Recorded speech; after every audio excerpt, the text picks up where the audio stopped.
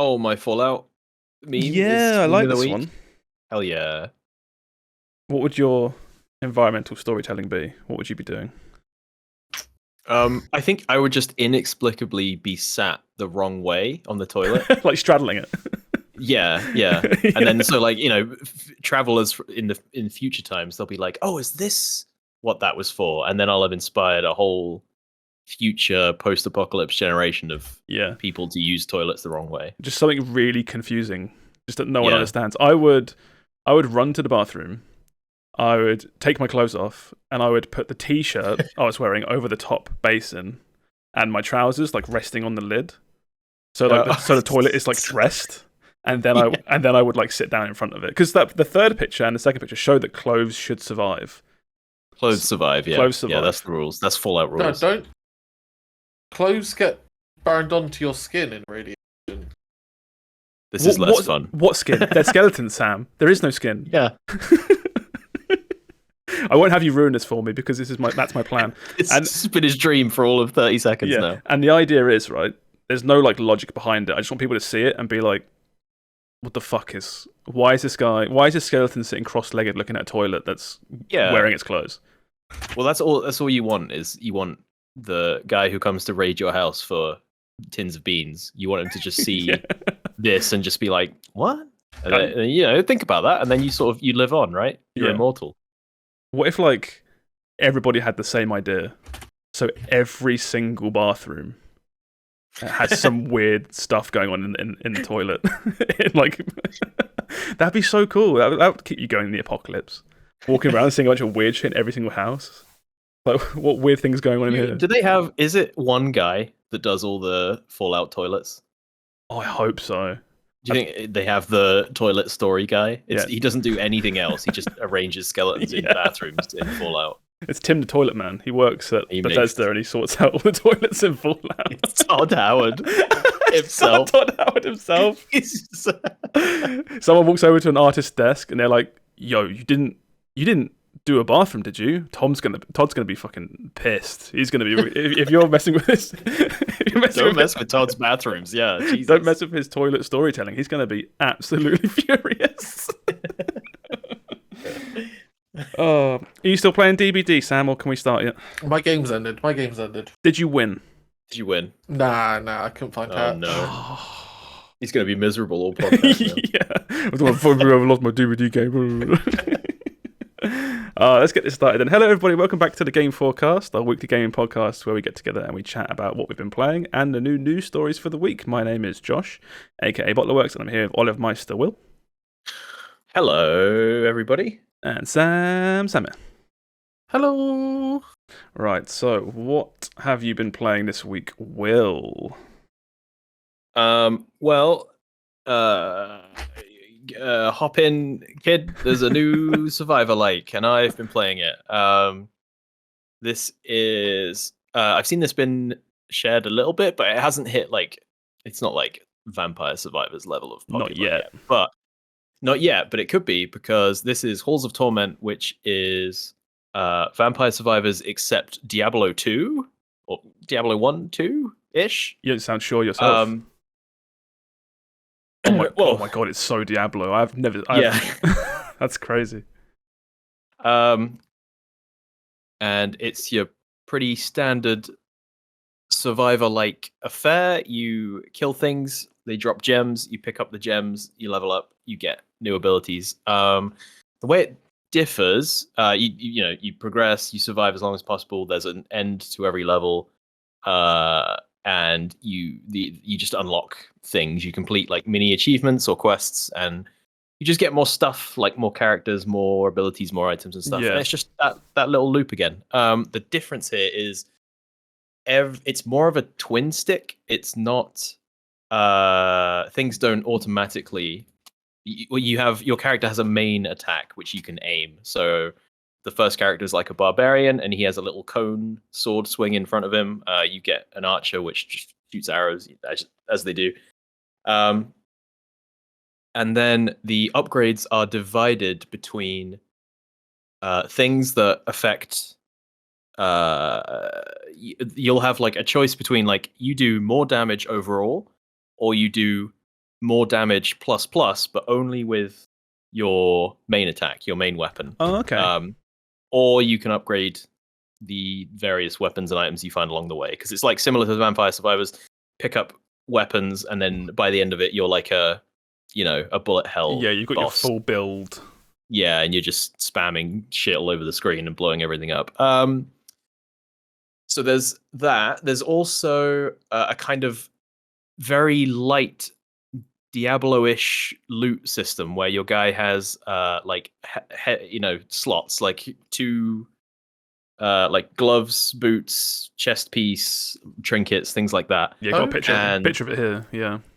Yeah.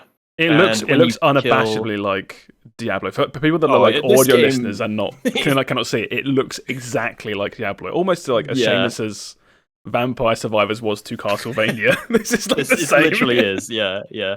And so your upgrades are kind of split between getting gear and getting gear from bosses and getting levels and weapons from other bosses, I guess. Yeah.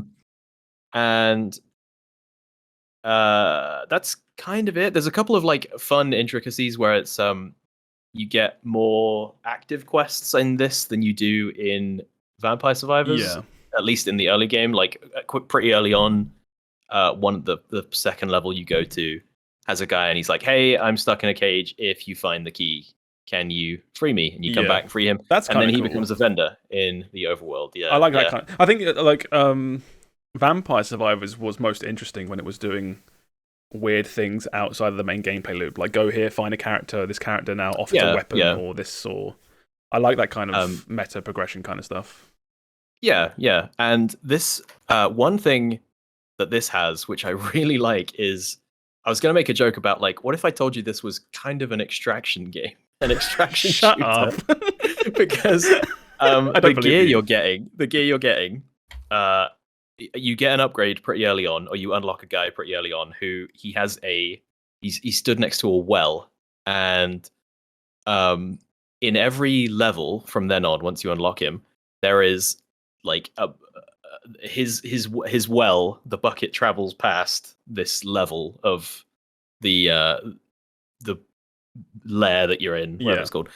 And at any point you're getting gear from bosses to equip to your character, and it's like different rarity. Some is like has unique perks, some is just like stat upgrades like attack speed or whatever, but some is like, you leave a trail of fire everywhere you go, sort of thing.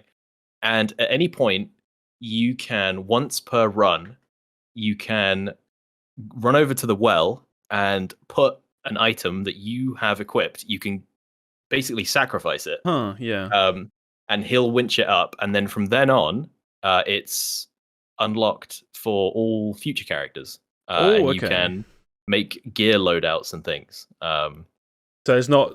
So you have a few different characters, but I remember Vampire Survivors had tons of different characters. Is it less to do with that and more? Here's a character, like, and then build your own character to take into these runs. Is that what you're describing, kind of thing? Not really. You know how the Vampire Survivors characters all had like a gimmick where they'll be like, oh, every 10 levels you get attack speed or something. Yeah. It's sort of along those lines where every character has a kind of hook. The Barbarian is all about, he just swings in front of him, so you can get items which like, increase attack range and increase the arc of his swing and stuff. And eventually he's like 360ing on the spot, sort of thing. And it's sort of like that, where you have an idea for like a build.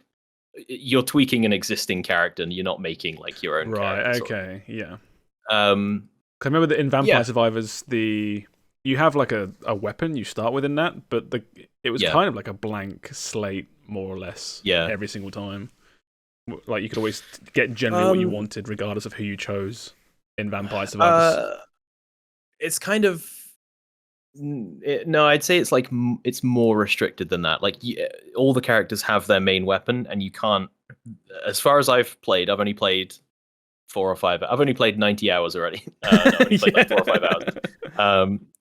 But it's like no, your archer is the bow guy. And Okay, right, yeah. This guy is there's a guy with a flamethrower, and that's his thing. And you can't get those weapons on the other characters, so you're sort of right. Okay, so some are better at AOE and some are better at single target, and then you're getting items and weapons to like complement that in the run, sort of thing. Because Vampire Survivors was, this character doesn't start with the sword or whatever, but you can find it later if you want. No, I think you can get stuff that's kind of like adjacent-ish, because it's like, it's just a top-down shooter. There's only so many things you can do, but the items are fun. There's one which was just a gigantic wall of fire that just shot out, and it was like I was getting to the point in the level where I was just like, okay, every time it fires that wall of fire, I can just run behind it and I'm safe. The things can't crowd me in because it's pushing them all back, and it's fun stuff like that. There's bosses with like sort of unique, not really unique mechanics, but like they're a bit more engaging than the Vampire Survivors bosses, which were just sort of like health. Yeah, I was going to ask that, because Vampire Survivors, I feel, essentially just became enemies either walk towards you or they walk towards you and do a projectile or something, or just really, really basic stuff. And this obviously looks so close to Diablo. Do they do any cool no, this has got way mechanics? more going on. Like right from the start, you start off and it's just skeletons, and the noise for bashing skeletons is so satisfying. I can't describe it. It is like the rattling bones when you smack them with skeleton rattle really satisfying. MP4, yeah, it literally is. But then it's like skeletons, and then the second wave is like skeletons with shields, and shields have their own properties where it's like you have to beat a block value sort of thing, and that sort of thing. And then there's like guys that throw shit at you, and they have these like packs of dogs that kind of they don't run right at you, they kind of spiral around you, slowly getting closer. Serpentine. And it's like serpentine style, and there's guys that drop pools when you kill them. There's slimes which split into smaller slimes and stuff, so it's like there's some more fun stuff going on here with the enemies. I'm really enjoying it. It is still early access, but it's another one of those. It's like £3 at the moment. So it's like, why not, man? £3.43. Yeah. I'm kind of burnt out on whatever this genre is. Not burnt out. Maybe that's not the right words. But after putting like 60, 70 hours into Vampire Survivors, the thought of doing it again, albeit different, right? But just that sort of loop again, I don't know if I've got the drive to do that. But I think it's, for me, I'm almost the opposite, where I feel like I'm burnt out of Vampire Survivors. I basically finished it, although because I never really touched the DLC that came out. I did a little bit of it, and I was like, "Yep, that's more Vampire Survivors." Literally, but I am always down for like, a new take on this. A twist, a twist. Yeah, how do you do things differently here? What's the hook here? And I had it with that Bone Razor game I played. I've had it with this. I just really enjoy. You've had a few of them now, haven't you? Yeah. Oh yeah, they're just such good chill out games, man. Like I'm waiting for something to render, or I'm downloading something, and I'm just like, do a couple rounds of Torment, Vampire Survivors, Bone Razor, whatever it is. Make the render take like 10 times as long because 90% of your CPU is now trying to juggle like 1,000 skeletons. I think that's basically it. I will say I think some of the upgrades at the start don't feel like, I know this problem was in Vampire Survivors to a certain extent, but I feel like it wasn't as bad there. But it's like when you get the fun upgrades are like getting an item, and then when you evolve the item, right? That's your big like power spikes. And I didn't have as many of those moments in this game. It was more like I was struggling, and then at some point I was like, oh, okay, I'm wiping the wave, and that would go on for a bit. And it wasn't ever like I would get one big key upgrade. It was always like, you get 8% movement speed this upgrade, and then 5% attack speed the next upgrade. And it's like, it's not very fun or impactful, but at some point your character just becomes too much for the AI to deal with. It's weird, isn't it? Because these games they seem to have that point, don't they? That one single point where you're not finishing runs, but as soon as you get to this level, it's suddenly like, oh, I just don't lose runs anymore. I remember again with Vampire Survivors where I was really far in. I think I'd finished all of it and was waiting for updates, and there were a few people that were starting, and they were talking about how, oh yeah, it's really hard, but I made it to like 15 minutes out of the 30 minutes this time, and that's my personal best. And I was like, I don't remember that part of the game at all, because it is literally impossible for my character to fail when I can stand still with the starting item, and I've got so many stat upgrades that it just like kills meta everything. Upgrades. It just becomes like that's just how it is, and it's weird because, like I said, once you go past that point, you can't really go back unless you start like a new save file or something. But I think that's why I'm fine to just play more of these, is because it's not complete. It's not like the completing of the game, is it? It's like the struggle on the way is the fun part. It's the of journey. Those games. And then at some point, I guess you start doing victory laps and just like blowing up the whole screen, and that's also a bit. Just fun, realize you've become God over the last 50 hours or so, and you just move on. I am the vampire survivor, and now I've basically completed the game. Yeah. Do you have? If you miss, sorry, you go on. I was just gonna say, with this game being so Diablo 1/2 looking, do you have nostalgia for that sort of art style? I didn't think I didn't think I did, but there's one enemy in this which is like a little imp, and if you've played Diablo 4 at this point, right? We've all played Diablo 4. You know the Fallen in Diablo. Yeah, they've been in every Diablo, but specifically in 2, the way they would like chase you and then you would kill them and they'd be like there, and just like they'd do this little flip and there'd be this little splash of blood, and it was really And there's a little enemy like that in this, and when you kill it, I was just like, ooh, oh, that feels so oddly familiar. That's really that's quite pleasant, actually. Yeah.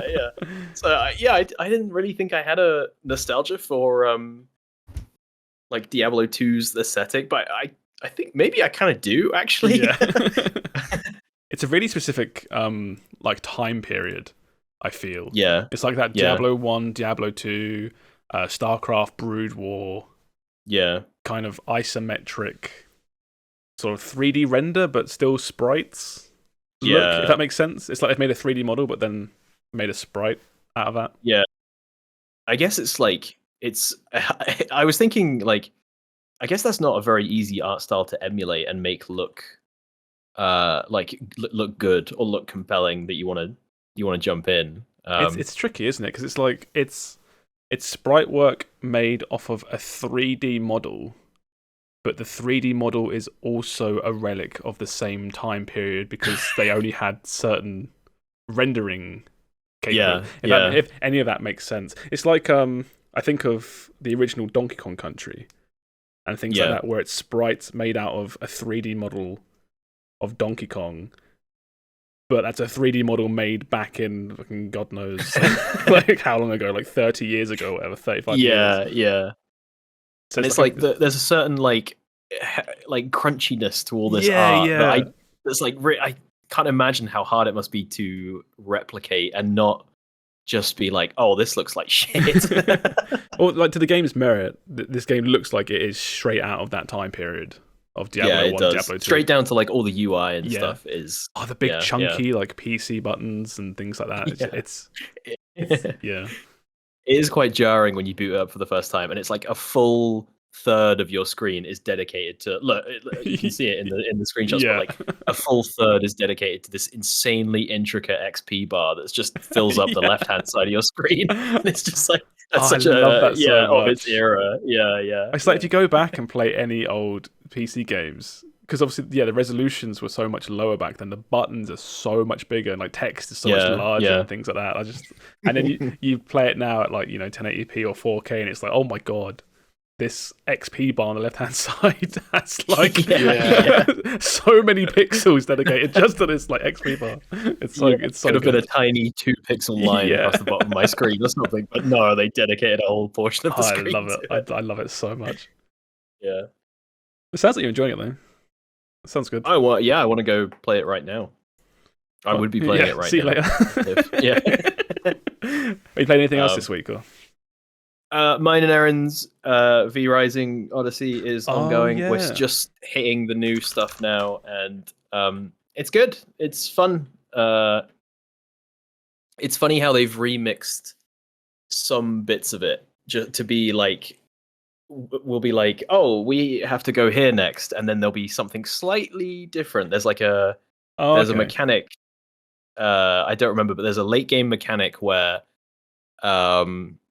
you basically start losing your way as you go through this like cursed forest, and I don't remember that being in the previous versions, but we were like, oh, we're actually lost in V Rising. That's how odd.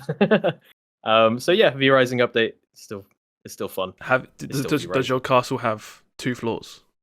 It does. We've built a castle with an upstairs. We have the technology now to have We have an upstairs. Yeah. I just remember right before this update dropped, watching a YouTube video of some guy's castle, and it's the nicest castle ever, but it's so bizarre because it's all on one floor. And yeah. But yeah, so anything else? Nope, that is me. That's me. That's everything. Nice. Okay, Sam, what have you been up to? I have plot another 50 to 60 hours of Dead by Daylight since that is actually insane. Since the last podcast. I can't believe you've gone so hard on Dead by Daylight. Yeah. Wait, it's like the curse of this podcast is one of us has to be completely lost to Dead by Daylight at any one moment. Like Sam will drop it in a couple days, and then like Steve will take over or something, and we'll just never hear from him. Here's the dangerous thing as well, is I've when it gets like towards late night, like 10 p.m. plus, I'll start doing killer games, and I've really enjoyed playing as the killer. Yeah. So now I'm getting into that as well. It's like a whole other game. It's so cool. Yeah, I own 18 survivors, and I've prestiged all of them once. Yeah. So far. Mm-hmm. So I have all the perks available to me as much as possible. Yeah. So I've been having fun with like trying out perks and building build stuff like that. But now I'm playing as the killer, and I'm like, oh, this is so much more relaxing. Okay. So you've only just started playing killer, right? I've played killer before, and I've had those like shit games every now and then. But like, I've been playing the trapper, right? Yeah. And I'm just like, there's a pallet, I put trap down. That's my rule. And like games are over so quickly because apparently like I've seen a survivor get trapped 3 times in the exact same spot. By the exact same pallet, and I'm like, I feel very called out right now.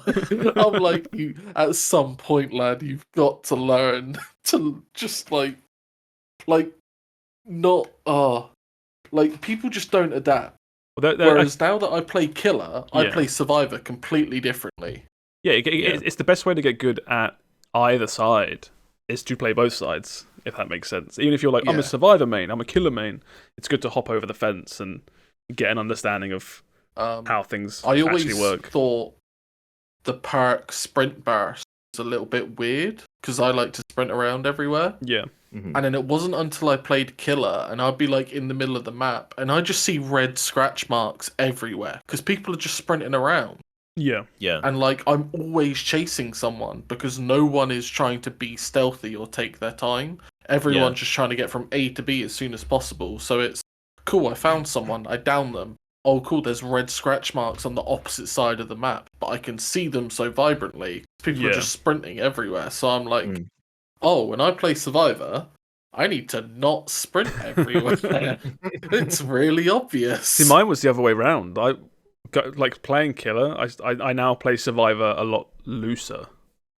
In that I sprint everywhere and maybe not like direct paths always, but I don't feel like there are certain players that I'm with, like whether they're randoms or on Discord or whatever, where as soon as the terror radius pops up and you're doing a gen, they instantly get off and like start running away or hiding. Whereas I play generally, like I say, like a lot looser now. I'll stick to gens a lot more. I'm confident getting in chases and things like that. I'm a lot braver because I Yeah. kind of understand the limitation killer a little bit more now. Yeah. So, like, I will not get off a gen until a killer is staring me down. Yeah. Because chances are that terror radius, they could be on a different floor, they could be in the middle of the map, like... Yeah. They could be straight up So doing something else, as in, like, they're just not chasing someone, but they have, a place in mind they are heading towards, and you are just, on the side, on the way. It's just no point, running away. Sometimes you can give yourself away if you freak out too early. Mate, the amount of times where I'm a survivor and I'm like, oh, he's seen me, I've got to run. And then, like, as I sprint in the opposite direction, he just, like, 90-degree turns because he hasn't seen me, and then immediately turns back because I've sprinted. And does the double take. Yeah, the killer double take. Yeah. Like, huh? And I'm like, he didn't know. Like, you got to stop giving some killers too much credit. Yeah. But yeah, no, I'm still loving this game. It's kind of taken over my life. What I will say with the killer climb in DBD is when I first started playing killer, I had a similar experience where it felt like I was bullying literal children. Yeah. And then it never felt like a gradual increase in MMR. It just felt like one day the game just went, right, from this point on, you're just going to get fucked. And you wouldn't lose every game, but survivors clearly from that point on like knew what they were doing. I went from like 4 kill every game and then I just suddenly went into a game where I was getting like pallet stunned every time everyone was flashlighting me, and I didn't even like see a survivor basically, and they all got out, and I was like, oh, okay. I remember one I'm not good at this game, fair enough. One like key thing I always try to do when I play killer is you think of them as like, it's like a chain, right? It's like 4 people working together, and you poke different parts of this team to find where the weakest link is, right? So if you chase someone for too long, they're clearly very good. You just drop chase, just leave, find someone else that you can bully. Because like you can chase someone for 3 minutes or whatever, and then down them, or you can like drop chase a minute in, find someone else, and immediately down them because they're just worse. And I remember having certain games as killer after this point where I'm like chasing someone, this chase taking too long, I'm going to find someone else. And I would find every player, and it's like, oh my god, I can't catch any of these people.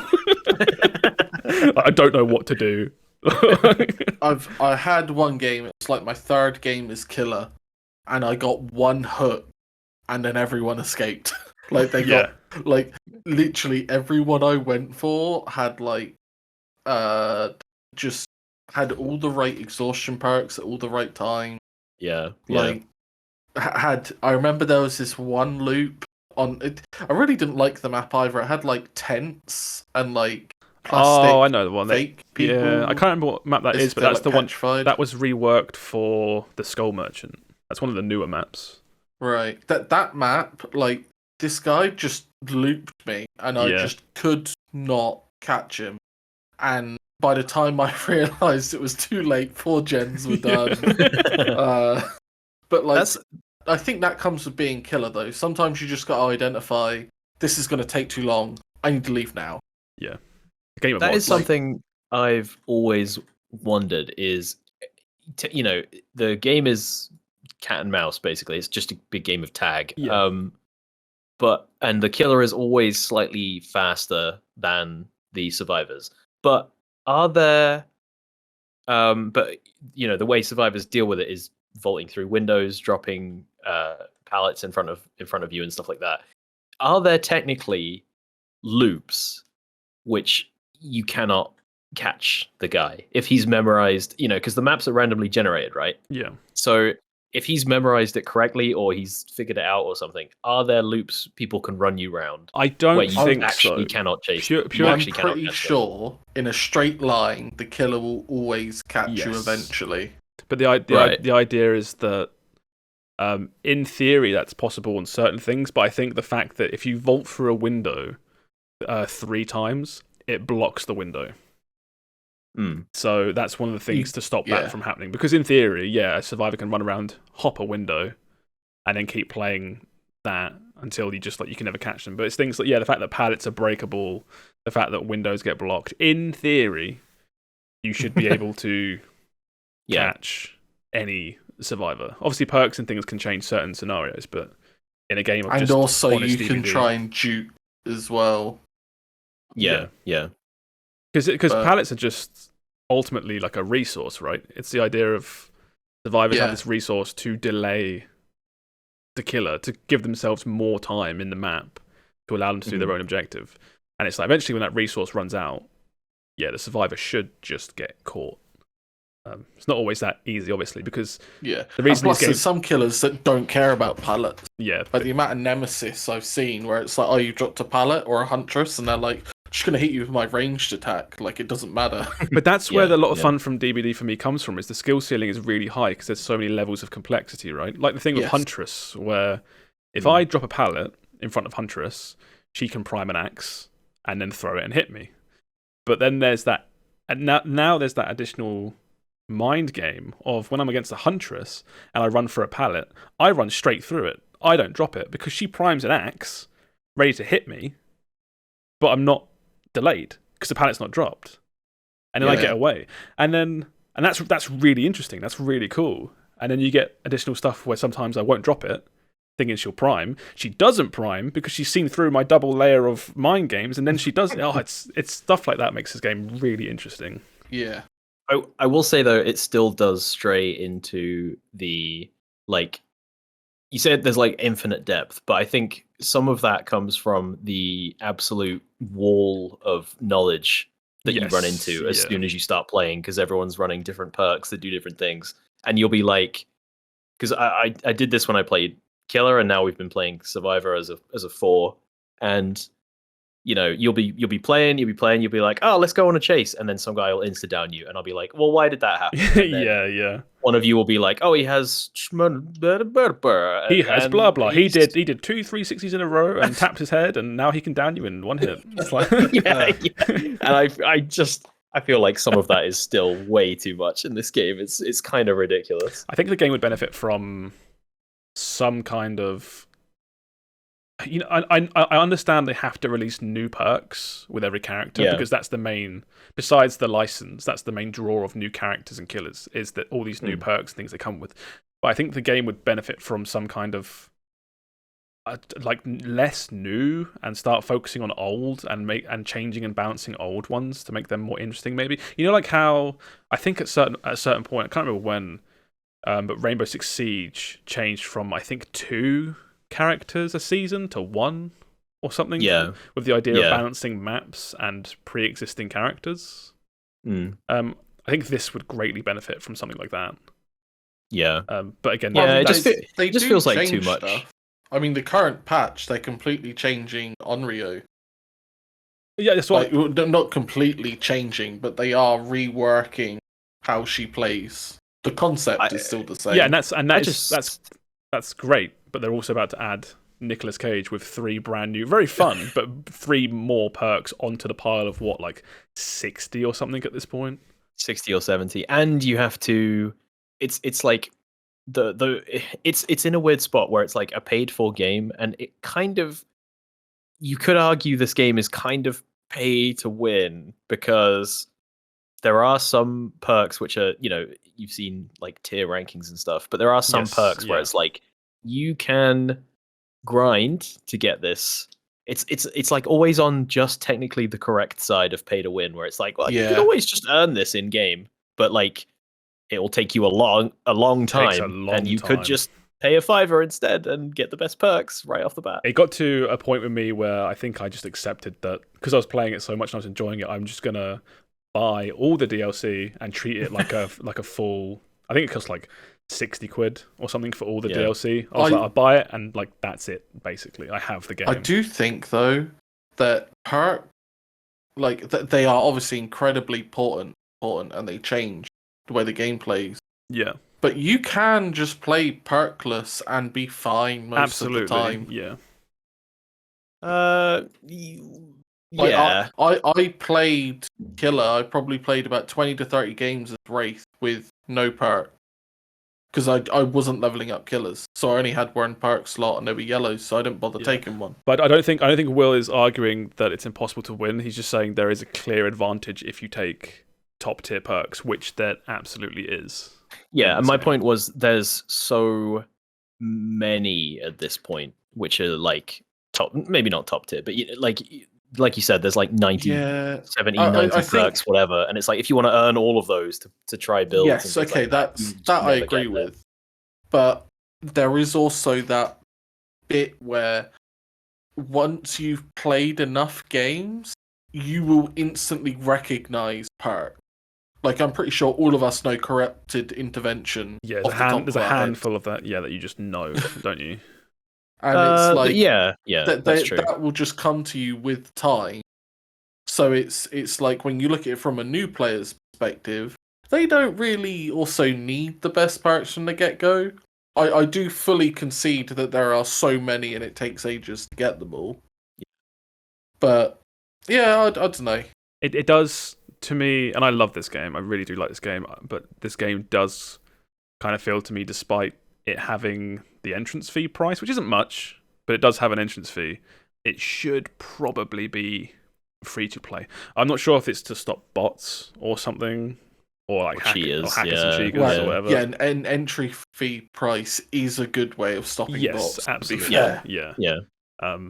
But it does portray itself as a sort of free-to-play game where you get in, you have, I think you start with 4 characters a piece either side, and then you look at your unlock list and there's like 20 characters or whatever that you don't have. It's like, okay, yeah, I think that's also a larger conversation to be said about games of a service that have been available for such a long length of time.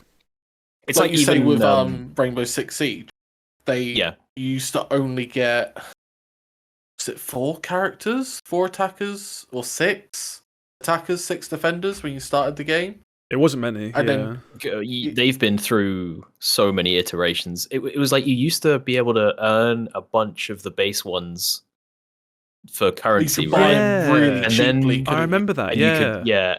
But then they did like a starter edition. Do you remember that, where you could buy the game for like peanuts, 15 quid or something, but you only got everything. No, you got nothing, basically. You had to grind to unlock. Yeah, it was a cheaper version, but you could only play Recruit. Oh, no, wait, yeah, I do know that, yeah. I remember that. Something like that, yeah. And it's like, I feel like Siege has been through this a while back, and Dead by Daylight's just like, nope, stay the course. We're just going to keep putting out this DLC. Dead by Daylight Screams is like a game that is where it is now with this massive fan base, and I think it's like top 20, top 30 most played on Steam or something. It's doing fine. Yeah, but what I mean is, like, you look at it now, and the initial plan or whatever concept for this game wasn't anywhere near it's like so where it is now. Far outgrown. Yeah. It's the Fortnite inverted pyramid we always talk about. It's like you start with something, and it's just like it just keeps growing outwards and up. Yeah, that's a good way to put it. Yeah. I think they're not. Yes, they need to. You always need to change to get new players, right? But I feel like they're fine to just keep trucking along, just pumping out.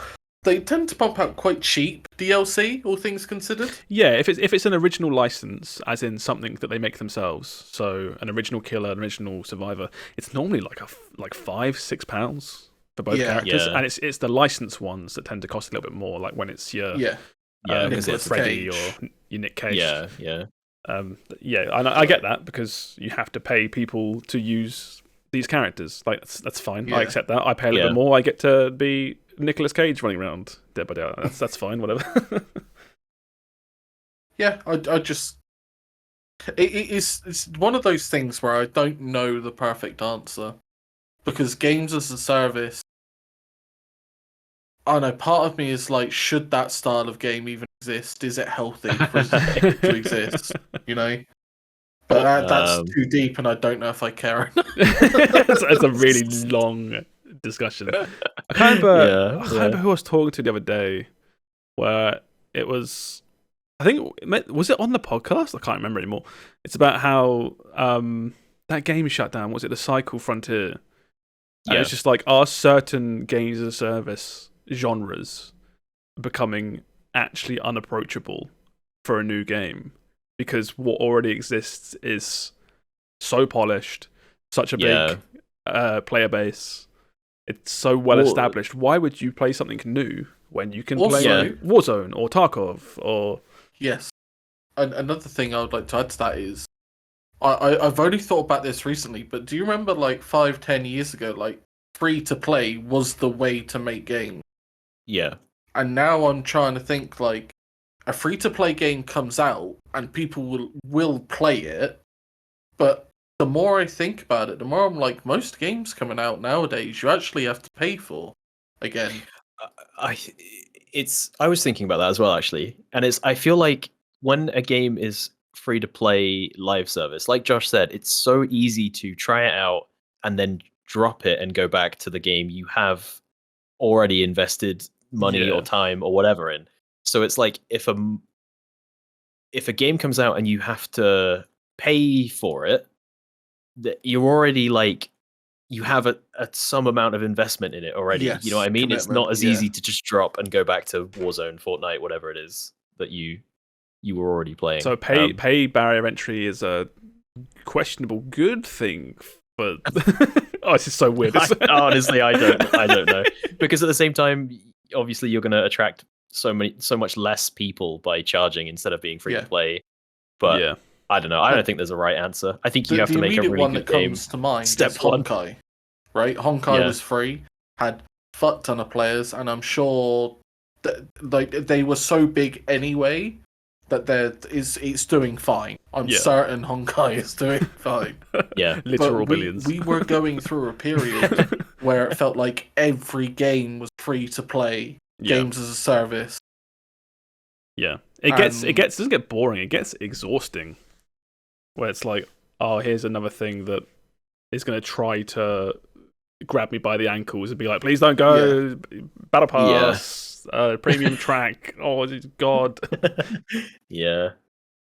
I don't know. I think like Honkai. Oh, it's just an interesting observation. Yeah, Honkai. I feel for me, I got really into Honkai because I've never played any sort of mobile game like that before.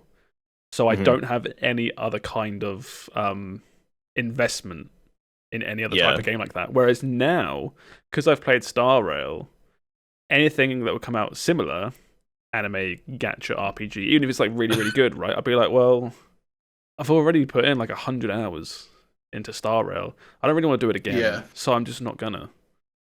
Yeah. So there's that element I feel like always sitting in the back of my mind. What if they gave you free gems though? Oh, I'm there. On the subject of free gems, Sam's gonna give us free gems. There's another game. I was playing it last podcast as well, but I didn't talk about it because we went on about FF16 for like an hour. I've picked up a game I used to play a lot, but I've got it on mobile now just to like have on. Right. Which is Clicker Heroes. Oh no! Oh God! And I think I've talked about it before. Yeah, you absolutely have. Fucking Clicker Heroes, man. I've got it on mobile, and it's kind of just like I'll be at work, and I'll just have my phone on charge and have it plugged in, and I just watch it go, and then I just press it, and I'm like, oh, I think I'm back on the idle. Oh my God, again. No! I take it back. Go back to DBD, Sam. Don't.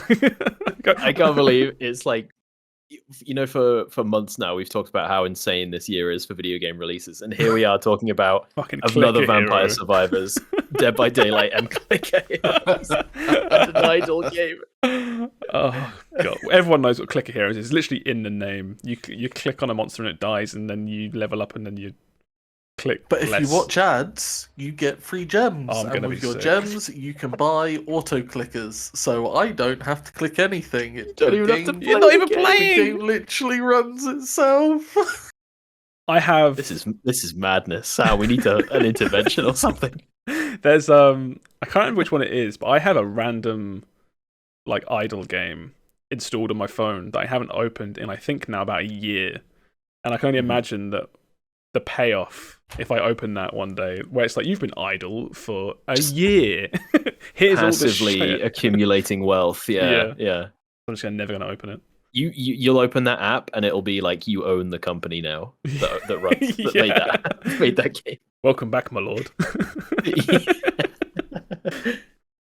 Yeah, this is my life. I will, in between DBD games, I spend my money, I use my skills, and I play a DBD game and forget about it, and then I come back while I'm in the queue. Oh god, you're so close to just being those TikTok videos with one video on the top half and another video on the bottom half, where it's just DBD and clicker heroes to keep you occupied. And you haven't played any Final Fantasy? Huh? You haven't played any Final Fantasy this week? I have not. Ever since, do you know when I sent you a message saying that a cutscene really pissed me off and I stopped? Yeah. I never recovered because DBD has consumed my life. You should. But now that you finished it, I want to finish it. Yeah, I suppose so. Because I've always been in the position of wanting to talk about things and can't because I was ahead. And now I have that power. Yeah, so now I'm like, cool. I'm gonna finish it. Yeah, so. I have. Yeah, I'll jump into what I've been doing, and yeah, as Sam was just saying, I have completely finished Final Fantasy 16, and I don't want to go into any like story stuff. What I really want, Sam, is I want you to finish it. I want to talk to you about things that happen in this game, because I'm already dancing. There's tons of stuff that happens that's kind of different, ambiguous, this, that, and the other. So I'm really looking forward to chatting to you about that. But yeah, I have completely finished this. I've still got some like side quests and stuff to do. Did you do the S rank hunt? I've done some of them. There's multiple in the end, obviously. Yes, there's I know. multiple. I've done only 2 have been unlocked so far. Have you found them challenging? Yes, I think I have. Did they kind of scratch that itch that you kind of wanted? A little bit more than I had at the start, yeah. As I was saying, we spoke about this last week for what was like an hour, I think. And I think at that point, I was probably like a third of the way through the game, I think. Maybe like just under half. And the combat was, at the time, what felt very, very easy. Towards the end, especially towards the end, some of the final fights and some of the final hunts, the game does get considerably harder, which is good. I actually felt like I had to focus more on dodging and actually look for appropriate times to attack and things like that. So that was really good. I still think, story-wise, let that sit and talk about it another time. But combat-wise, I still don't think I'm 100% happy with it. Excuse me. I just it's not your perfect. No, I still iteration of that combat. I still stand by the point, which I don't think the combat is. I think there's enough there to make it really interesting, but I don't feel like the enemies ever push you in a way to make you fully use the combat. Maybe that's in the new game plus, where the game is harder. Yeah. So I was going to say, I think the tools are there. Yes. It's certainly not on your levels of your DMC and your Bayonetta. No. But it's not that for a lack of trying. The tools are there. Yes. The combat is there. There's also, throughout the entire game, I used an accessory which gave me more ability points. Which sounds like that would make the game easier, but it doesn't make the game easier. It lets you unlock more moves. So I have access to more things. I have that. I think you can buy it in one of the shops. If it was like an XP boost, your character levels up faster, you get more stats, then that makes the game easier. But the ability one is more like it allows you to use more of the abilities that you have, because you only have a certain amount of ability points. And even using that from start to finish, I still didn't have enough points to truly start experimenting with the combat in a way that I'd liked. The way the abilities work is you level them up once, which upgrades them, which changes them slightly. And if you upgrade them again, they become mastered, and you can then start using different moves on different icons. different. Yes, you can start using different moves on different styles, which is when the game can start getting really interesting because you can start combining weird, like lightning moves with the Phoenix's dash and things like that. And it's like, okay, what can we do here? But I never had enough ability points, I feel like, to be able to do that with, I think, really, like, most moves. Because some moves were so expensive. Some moves that I really wanted were so expensive. Yeah, no, I've got one. And I didn't, because you have to buy it. Then if you didn't start with it, you have to buy it. Then you have to upgrade it. And then you have to master it. And there are some big moves that you would expect of certain summons that you want, and they're like 5,000. Yeah. Whereas all the other ones are like 400. Yeah. You're talking about Doom Train, aren't you? Talking about Doom Train. Yeah, exactly. Well, that is one thing I will say about FF16 that I'm also kind of disappointed in, is that I remember watching all these trailers in lead up to FF16 and being like, this game looks so cool. This game looks so serious. I can't wait to see how they handle the weirder parts of Final Fantasy that I feel like every Final Fantasy has. You know, like, like just off the cuff, like Chocobo racing or Doom Train and shit like that you're talking about. And like Sam's towards the end of this part of the game now. I'm pretty sure it's just not going to have it. It just doesn't have it, which I thought was a massive shame. No Moogles. There are Moogles. There's one. There's one. There's one. What? So there's lore about Moogles, and the standard, like, Moogles stay hidden. They don't come out of their forests and stuff. But you meet like the one Moogle adventurer. Yeah. Who's like up his own ass. Yeah. So there is a bit. Yeah. But not much. FF. There's really not much. Right. But okay. It is kind of. It's not even like that. There is comedy in there. Yes. In part, yeah. But it's a very serious game. It doesn't take a weirder turn. It doesn't take a funny turn very often. If at Does all. It go... That's not necessarily a bad thing. No, it's just the game that they've decided to make this time. Does it still have the like final Fantasy act turn where I feel like it's telling like a story? It goes from A to B to C, and then the final act kicks off, and it's like, oh, we're in the hell dimension fighting alien god. Does it still have like a big? You don't have to spoil any. I'm not. But does it still have like? It might do. It might not. I'm not touching this because Sam's still playing. Yeah. But it certainly has, even bits that Sam's seen. It does certainly have sort of acts where it feels like we're doing this. No, wait, hang on. Things have changed. Now we're doing this. Oh my god, Revelation! We're doing this, and it's like it has that. I feel like throughout the game, almost just like specific acts where the story does mix up and change. But yeah, I do still think the story portion of this game holds up the entire thing. I feel like I would be a lot meaner to this game if the story wasn't as good as I thought it was. Okay. It's not. It's so I literally finished it today, right? So it's still simmering. I still don't think it's my favorite Final Fantasy. That still goes to 14 with Shadowbringers and Endwalker, but it's really close. It is really, really close. Oh, that's quite high praise. Yeah, and because this has to fight a lot of like nostalgia amongst the Final Fantasy fan. So FF14 hit really hard for me because it had that Avengers feeling. You know, like in what's the Avengers? Is it Endgame? Is that what it's called? I can't remember what it's called. What's the Avengers one? The newest one with Infinity War. No, the one after that. Yeah, Endgame. You know where the climax of that film isn't the climax of that film. It's the climax of like 20 films. Yeah. That's how Final Fantasy 14 felt, and that's how it was able to hit such a big high. So yeah, Final Fantasy 14 is kind of cheating, but this game for like a single entry gets really close.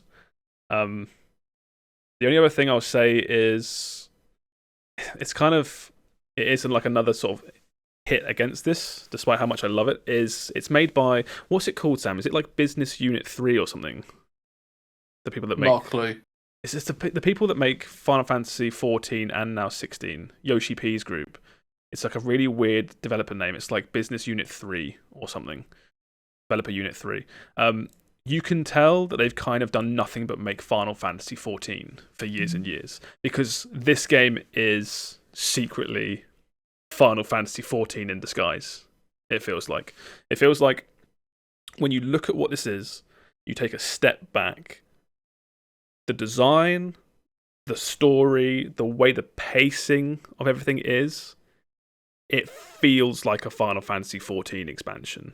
It's like you have your open world, but they're like zones, like FF14, with side quests in them where it's like, oh, deliver sandwiches to this bloke down the road or whatever. And then you have these really like low points, I feel, in not quality, but like in pacing. Everything feels like kind of like filler. And then you have almost like a dungeon, right? You go to an area where it's like corridor, fight, corridor, boss, massive boss, the most spectacular thing you've ever seen in a game. Because the highs of this game, the icon fights, the stuff like that, they are incredible. Yeah. My arms are in the air right now. They are so good. I will remember a lot of these fights in this game, I think, for the longest time, because the highs of this game are so good. And you'll do all that, and then you'll finish that for a bit, and then you'll go back to your home hub base, and they'll be like, yeah, go check up on Martha in her inn.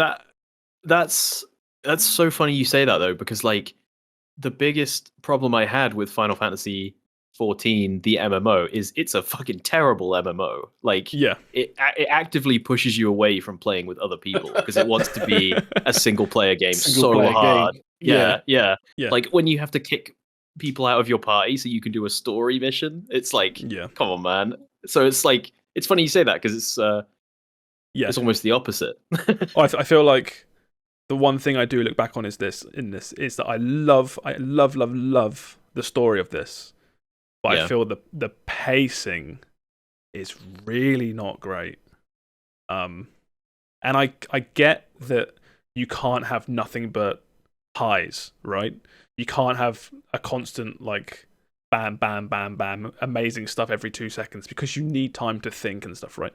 But the lows, such as the in-between stuff and some of the side quests, are really detrimental, I feel, to the game. So because a good story always has the like peaks and troughs, right, of interest. You feeling like the slow moments are they're lasting too long. They're just too slow, yeah. And you're like, I don't really care about this minor side plot or whatever. I want to get back to a lot of the time it's not actually the story of the side stuff itself. Some of the most interesting parts of this game are some of the side quests that happen. Right. Because again, without spoiling too much, there are some really interesting side stuff that change the world, and you learn a lot about the world and these characters and stuff like that. But then the actual content, the actual gameplay of that can sometimes literally be slow walk around a village and pick up a few things or talk to a few people, and it's just like, oh, this is really slow. So mechanically, what you're doing, if you think about it, you're like, all I've really done is talk to person A, B, and C, and now I'm done. But story-wise, massive things are happening. It got to a point with some of the cutscenes, not cutscenes, some of the side quests where, like you say, you go talk to person A, B, C, travel here to pick up a flower, walk back, talk to person A. It's like, I would have just had a cutscene of like 2 characters, or like just do all that in a cutscene. I'm happy to sit here and watch that because the story is interesting. But it's just like they couldn't find a way, I don't know, to make it interesting. I don't know. I still feel like I sound more critical of this game than I actually am. I really do love this game. It's just got a few things that just they don't quite hit the 9 out of 10 that I thought it's good. You know, we were saying how like this game was 9 out of 10 average kind of thing. Yeah. It's not. It's like 8.8 out of 10. Oh man, now you're an IGN reviews Yeah, I know. editor. Yeah. Damn. Oh god. This is one of those games where, in like a year or two, I'll come back and watch all of the high points on YouTube and have a great time again, just like reminiscing about those fights and those interactions because they're so good. They are really good. So, how long was the game roughly?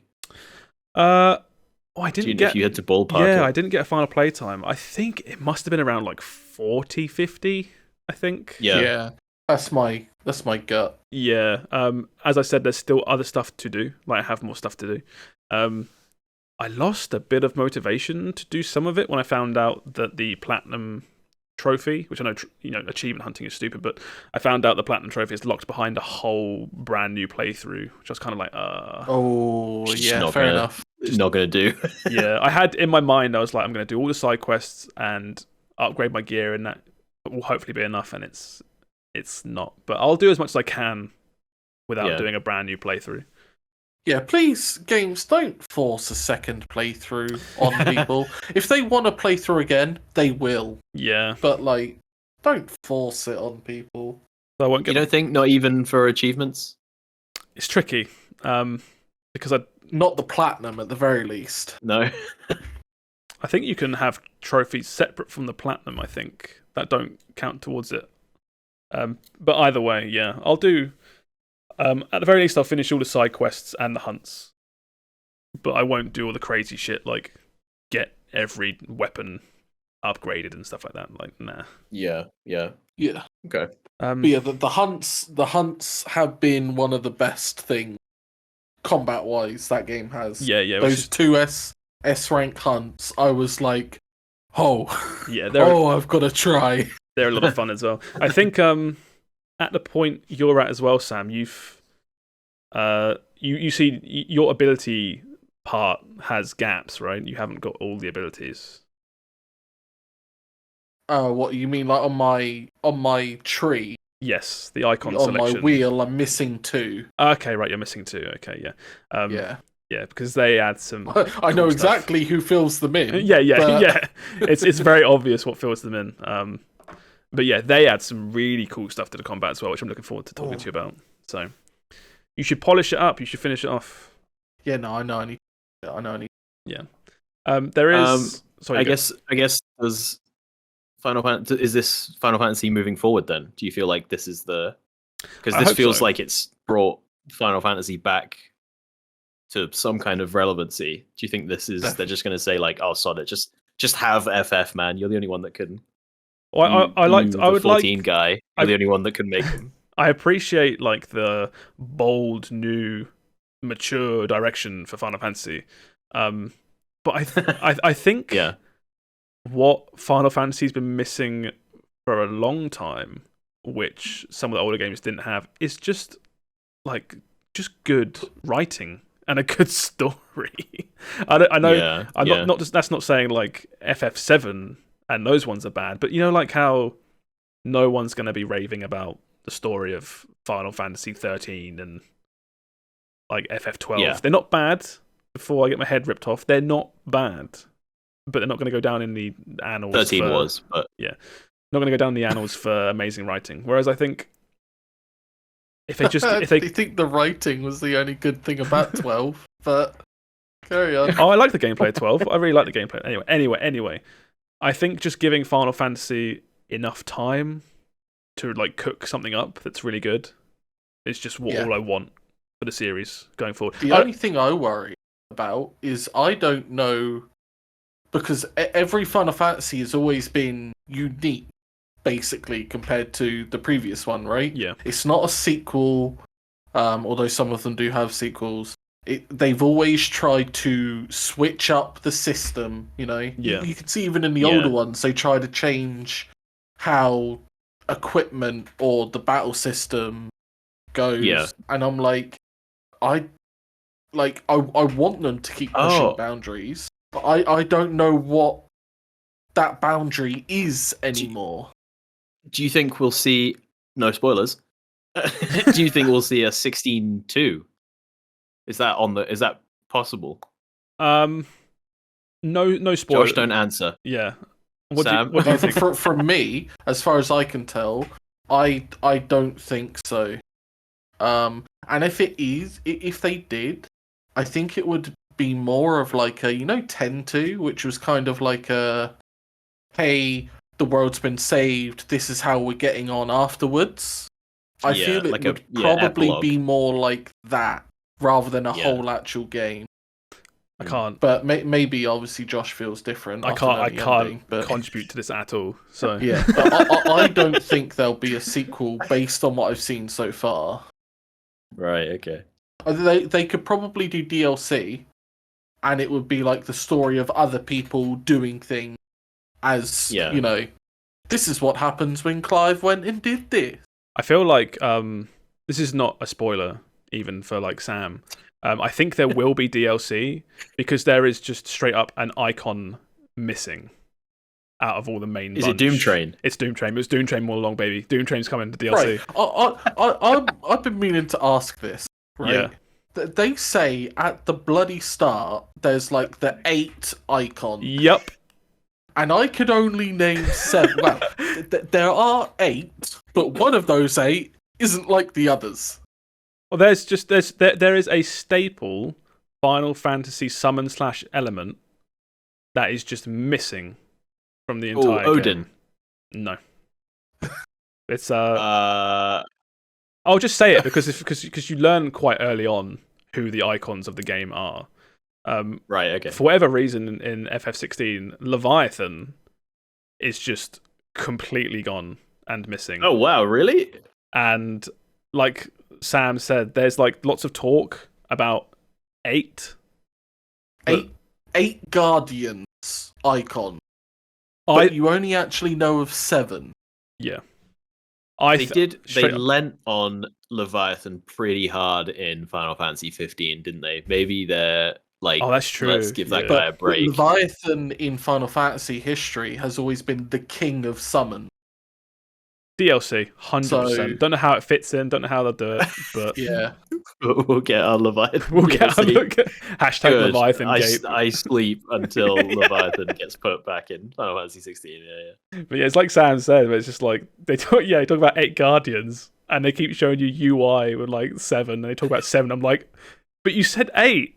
Like we just gotta like pretend that it's not real until the DLC suddenly pops in halfway through the game. Like, oh look, Leviathan's over there. Let's go kill him in a side story. No, movie. They're going to release a movie with Aaron Paul. Oh, hell again. yeah. Wait, what? Aaron Paul? Like, maybe I'm just remembering him, it right? wrong. I can't remember. But, yeah. Yeah. You need to finish it so we can... I'll finish it, mate. I'll finish it. Fucking better. I said I had a little bit of a trick up my sleeve for this week as well. There is one other thing I have played, and I'll keep it really quick because there's not much I want to talk about right now. But I did sit down and also play the demo for Pikmin 4. Mm-hmm. So they had the Nintendo Direct, I think, what was it, like 2 weeks ago now? Yeah. And they dropped Pikmin 1 and 2 Remaster on the eShop, and they dropped a demo for Pikmin 4. So I played this, and I've got to say, in terms of demos that I've played recently, I really like this new trend of demos just being the start of the game, which transfers over to the full game. Okay. Oh, it does? Oh, that's cool. It does, yeah. And it's quite a chunky demo as well. It's like, I sat down and played it, and I thought, I'll check this out. And it took me about 2 hours to get to the point where the game said, all right, yeah, you're having too much fun now. You need to wait and then fork over some cash. But yeah, as you know, I've always spoke nothing but praise for this series. From what I've played so far, this game's looking to be a lot of fun. The new mechanic that is in every single trailer that they're really pushing is this new weird dog thing, which you can see on screen right now. Yeah. And that's given to you at the very start. So that's like the new main mechanic of the game, which isn't in the older ones. But yeah, it's really nice, and it's one of those weird things where, like, Pikmin at this lower camera angle in a much higher fidelity looks really nice. The older games have a much higher sort of point of view, whereas this one is a lot more close to the ground and a lot more zoomed in. But yeah, really, really fun. Again, I don't want to talk about it yet because I'm going to play this when it comes out and then do like a longer thing for it on the podcast. But yeah, cannot wait for this. I think it's out in a couple of weeks. So this is looking to be another really good Pikmin game. I couldn't believe I think it's been like a decade since Pikmin 3 originally came out. No, it hasn't. It really no, it hasn't. It has. It was a I'll Google it. Look, it was a Wii U game, It was a right? Wii U game. Pikmin 3 came out 13th of 2013. 10 years ago in a week. How nuts is that? Oh, it's crazy. And the other thing I liked as well, which was Pikmin do this weird thing where it's kind of like a make-believe world that you're really small in, but also like, is it Earth? It's kind of unsure. And they sprinkle all these items in that are you know, Earth items, and they call them weird names. And in the original, I think it's the original Pikmin, the first one, you found like a Game & Watch. Remember the really, really old Nintendo handheld with the black little pixel screens? In this one, Pikmin 4, one of the first items you find is a Game Boy Advance SP. Oh no, are we nostalgic for that now? No, I have one of those. No. To be fair, the SP was a banger. So the thing I read, which I saw online, is not only are we nostalgic for the Game Boy Advance SP, but the year gap between Pikmin 4 and the Game Boy Advance SP is now somewhat similar to the original GameCube game and the Game & Watch. That's how old we're getting. No. I think I read that, and I was just like audibly, I was just like, oof, oh, that hurts. Did you guys have SPs? Oh yeah, absolutely. I had the tribal. I was just about to ask, did you have everyone had the tribal SP? What was that about? Why did the SP need a trap stamp? Who decided that? Yeah, they had the adverts of Mario with the tribal tattoo as well. You remember that? It looked so sick. But people had this, or I think there was a Zelda one. There was a Triforce one. There was a gold. Yeah. I think I just had. Was there like a purple one? I think they came in a couple of colours. They came in loads of colours. I think there was a blue and red are the ones I remember. There's definitely a blue one. I think I had the purple Weren't one. the blue and red ones for Pokemon Fire Red? No, cause Fire Red Leaf Green. Yeah. See what we've got. I don't remember, yeah. No, they did have a variety of colours. I only ever really saw silver and black, to be honest. They had tons. Oh, look, yeah, looking at this now, I remember it's in the middle, the NES colour scheme. I remember that one. Oh, yeah. Yeah, the tribal one. It's so. Isn't that so bizarre? Why did they? Oh, it was so cool though. It was so cool. I wouldn't understand. I miss like games consoles and things having a shitload of colours and faceplates and things like that. We need another good handheld. It's not a phone. We need a dedicated little Game Boy something. Here's the thing: those handhelds back then were proper tiny handhelds as well. Oh yeah, like the Switch is such a beefy boy. Yeah, like they call the Switch a handheld, and it's like, all right, yeah, sure. Okay. Well, I feel like as well, we're not pulling that out on a bus. It's like all of the Switch editions, where it's like Zelda edition, this, that, or the other edition. It's always either the Joy-Cons or the dock that has these decals on them. But I wish they'd go like crazy with it and make a whole bunch of different Switches with actual full Joy-Con and body modifications. I don't know how to put it. You know, just like you want Cyberpunk Switch edition. Yeah, because I have some colour. I have a Wii. I have the Zelda Wii U, which looks really good It's just the controller, but to be fair, the controller is like half. Oh, is that the black and gold It is, yeah. one? Oh, that was cool. Yeah. I don't know what compelled me. One day I just went, fuck it, I'm going to get a Wii U, and that's the one that I got. Yeah, that's the one. That was a console that didn't do too well. Oh, it's an eBay listing, but yeah, that's the one that I had. That was really good. That's just like getting dust somewhere. I should get it out. Yeah. Wait, should I? Do I even want to? Would I even play it? It was another console. Yes. It was very good for playing like casual multiplayer games. Yeah, I have, I think, like 500 hours of Mario Maker original on the Wii U. I used to stream it back in the day. What a weird time.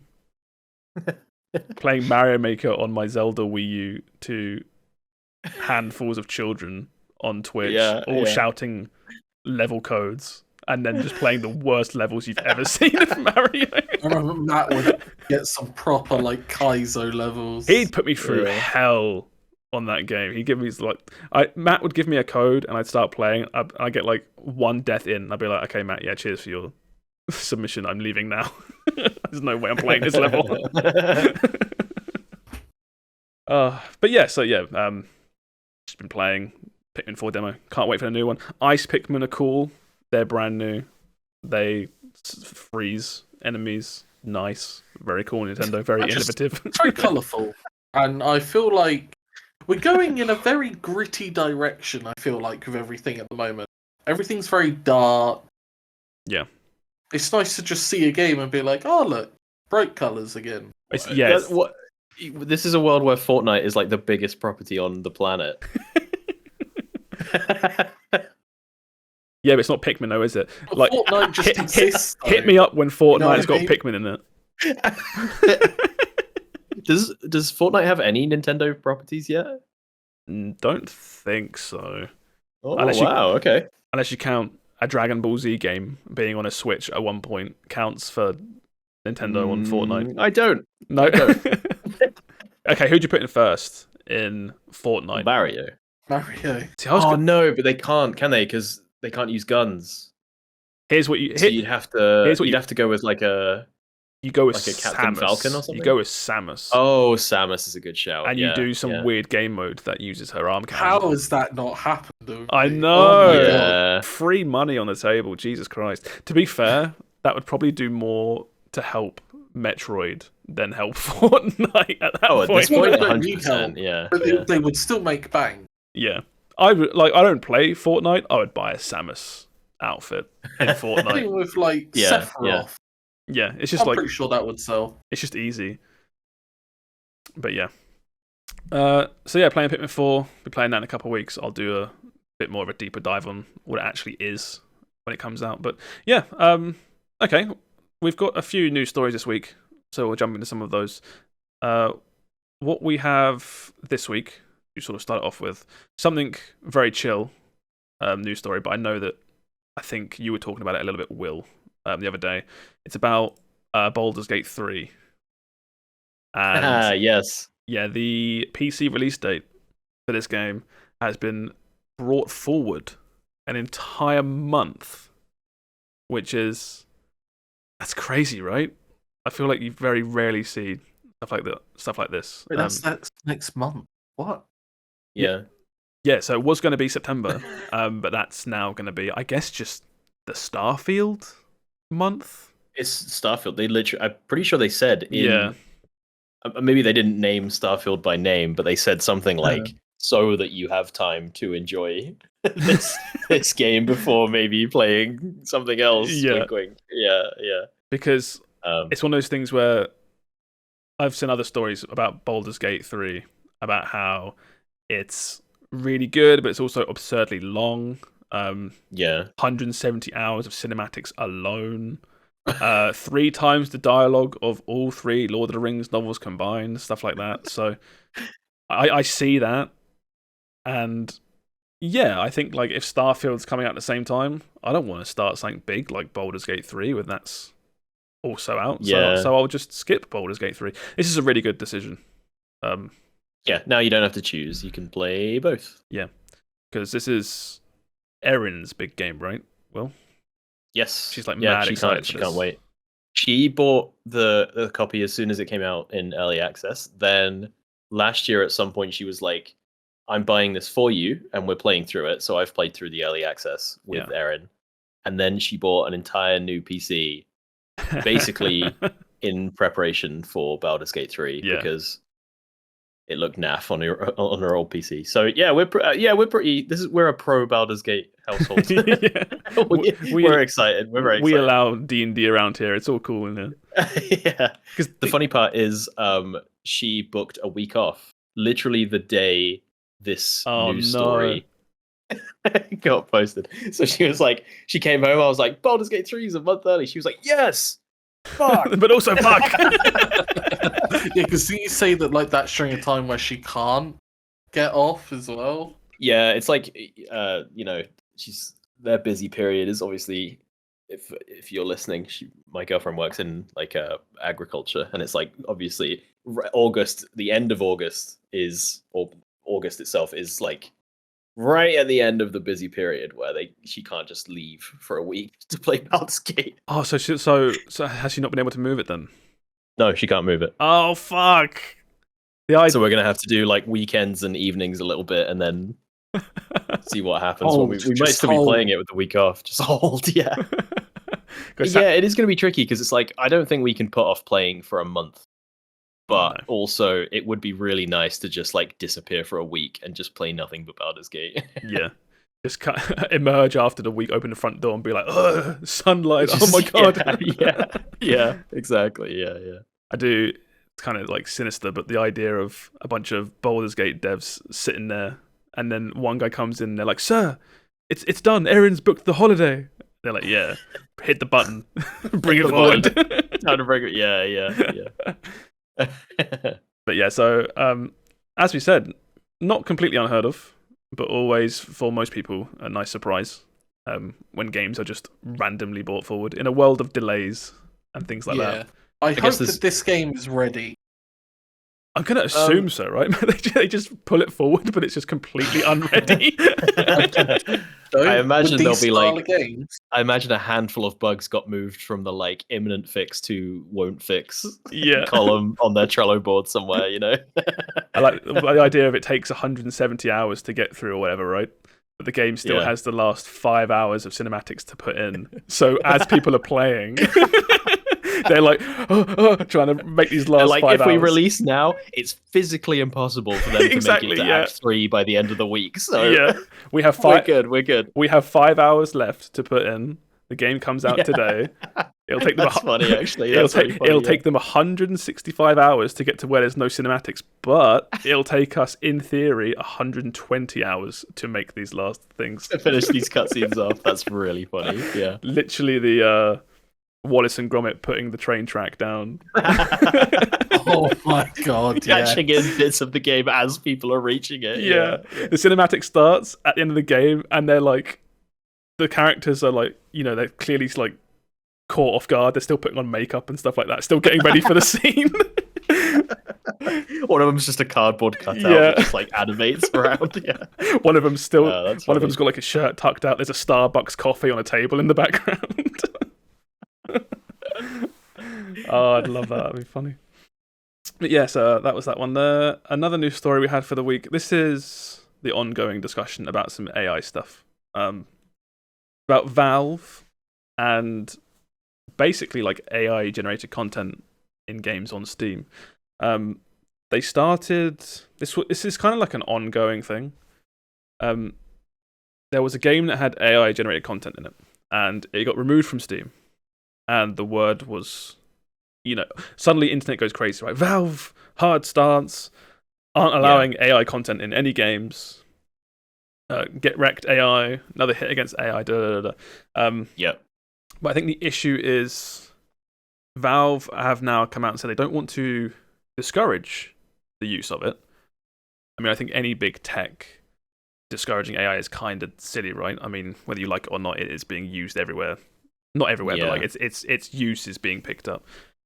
But they've said they kind of want to put like a hard stance on the actual data and assets being trained, right?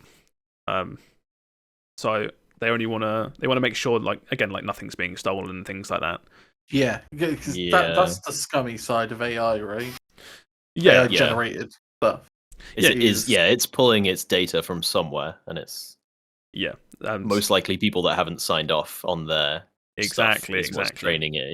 Yeah. And it's kind of, I think the reason they have to kind of take this stance, I feel, is because we've spoken about it before about Ubisoft and Blizzard and these other companies developing their own sort of in-house AIs that train on their own stuff and things like that. Yeah, that's what they say anyway. They say it trains on their own stuff, but anyway, as far as that sort of stuff goes, you don't want to completely rule that out because I think they're going to be using that in the future, right? So it's just this is the first sort of sprinkling of this stuff coming to Steam. I think this was always going to happen at some point.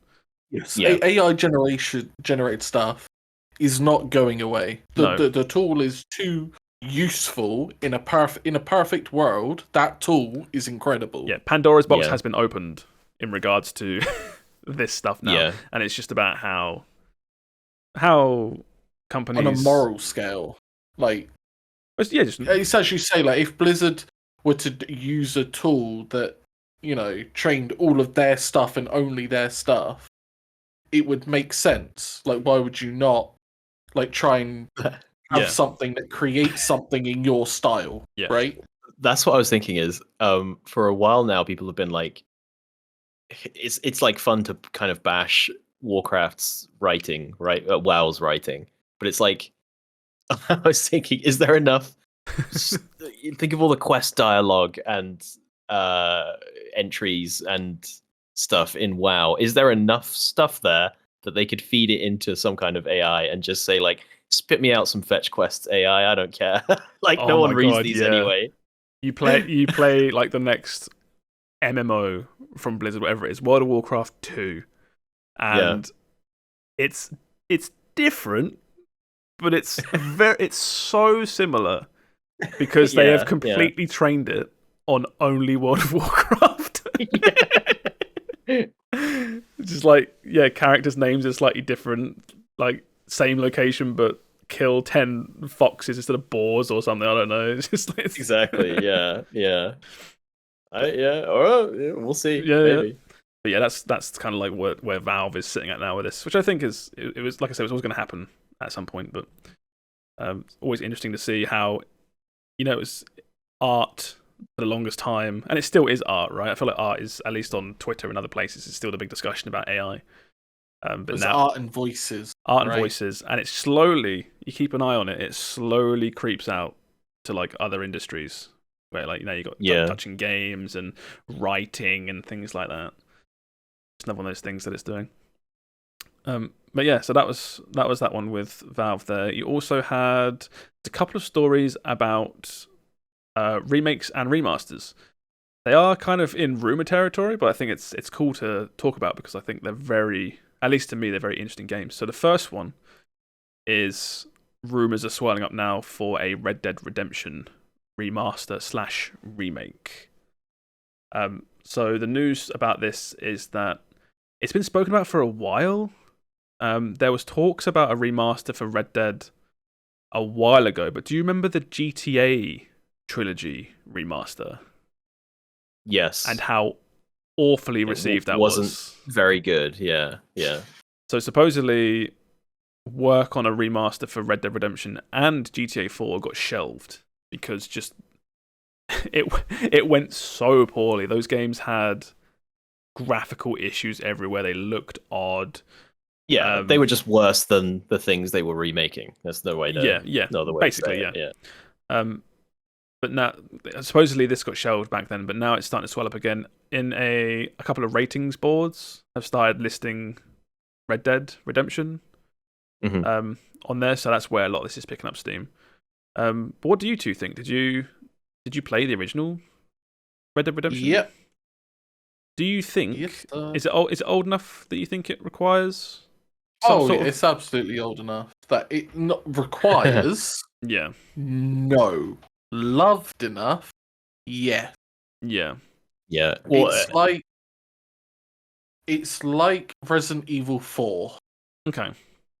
In the sense that I think that we've advanced enough that a remaster would actually improve the game. Yeah.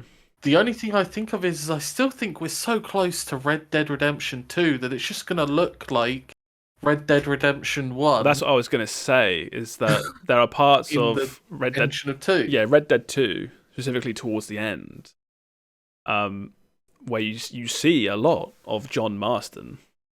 And it's, like you say, it's like they're going to look very similar, right? But off that same merit, to me, there's something I find really compelling about playing like a new playthrough of Red Dead Redemption 2 straight into a remaster of Red Dead 1 and have it as like one absurdly long 130-hour cowboy story. I think I'd really enjoy that, I think. Because I don't really remember Red Dead Redemption 1. Like, I played it when it came out on PS3, I think. It's funny because it's the same like map as 2, right? Kind of. I honestly don't remember. Just like different time period. Maybe I'm completely wrong there. Or no, I might just pull that out my There's a time skip, but but yeah, it's Red Dead Redemption 2 is the game set before Red Dead Redemption 1. It's a prequel. And again, it sets up a lot of John Marston stuff before the original Red Dead Redemption. Okay, does this include the undead nightmare? It has to, right? It has to. I don't want it. It was crazy how popular that was, by the way. It was really good. Did you play it? No, I never played it. I never got around to it. Oh my god, it was so good. It was like, Red Dead zombie mode. And then it was like a full campaign with like missions and just oh, let me find it. Was it Is it Undead Nightmare? Yes. Yeah, but yeah, Red Dead Undead Nightmare, yeah.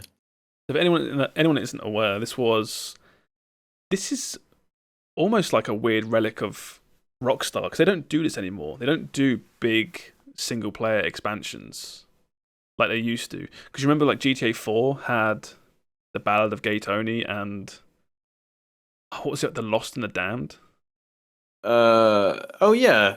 When they were story DLC. They were really big story DLCs, not the same size as the original game, but really like big chunky bits of content. And this was like that. It was just like a zombie mode in Red Dead, but it was so much more than that. It was a full campaign about how zombies had risen from the grave in Red Dead.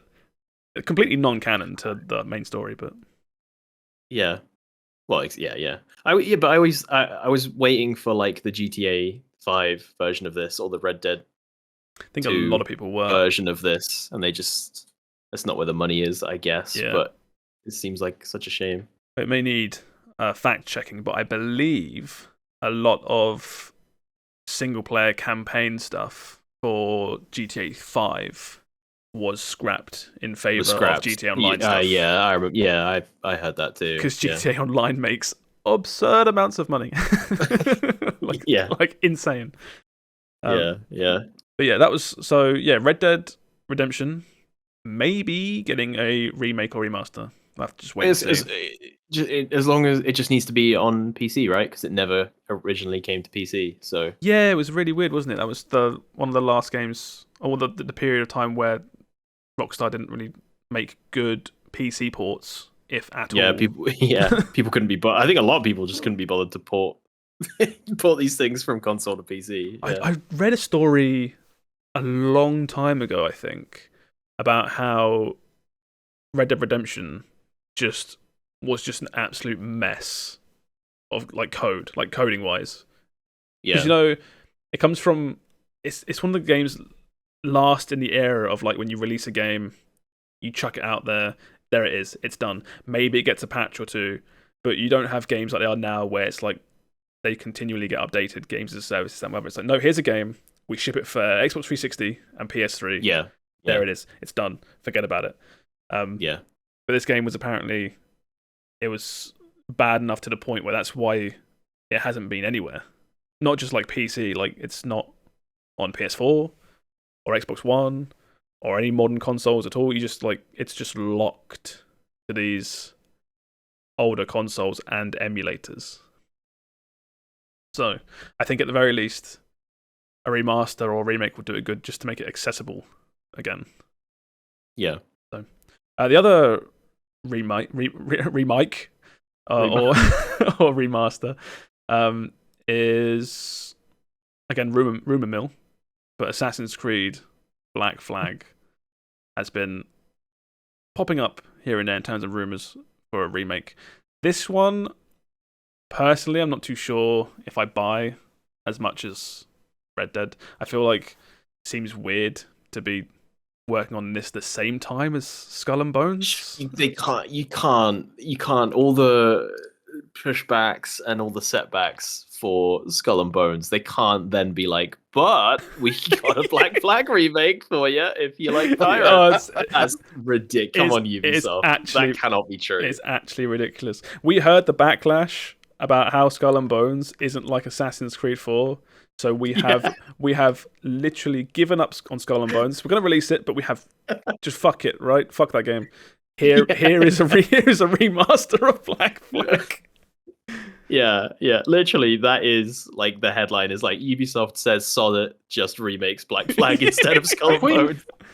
Have we had a remake of Assassin's Creed 1 or 2? I don't think we had a remake of any Assassin's Creed. The two beloved ones of the series? They must have had HD ports or something. I don't know. Yeah, there's been re-releases, like ports, but I don't believe there's been any official like remaster or remake. Because you are right. When I think of Assassin's Creed getting a remaster or remake, my brain goes straight to Assassin's Creed 2 Brotherhood and Revelations as like Ezio's story, right? I don't think of Black Flag.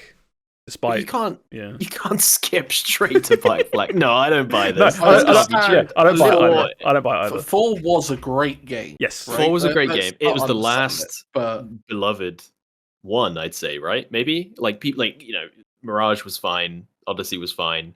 Oh my god, there's been so many of them. Not Mirage. What am I thinking of? You're thinking of Origins, Odyssey, Ragnarok, Valhalla.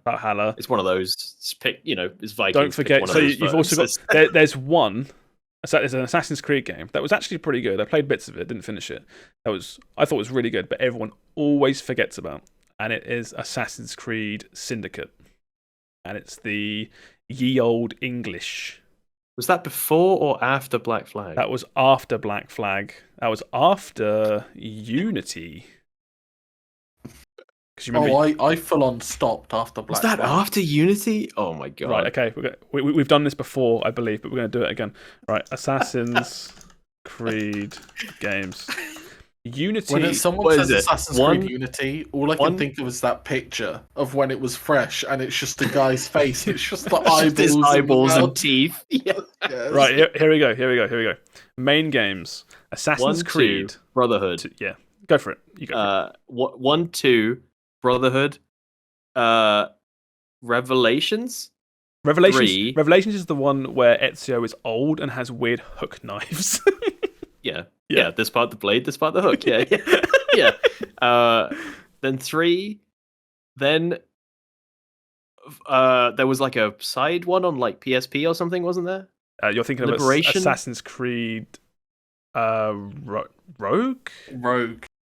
No, but there is one on PSP. You're not wrong. It's not on this list for some reason. But there is. You play as like I think it was Liberation. Yeah, and it's like an offshoot to 3, I think. And then there's 4, and then 4 and Rogue came out at the same time. Yeah, Rogue was their previous gen answer when Unity was the next gen. That's one. right, because they couldn't put.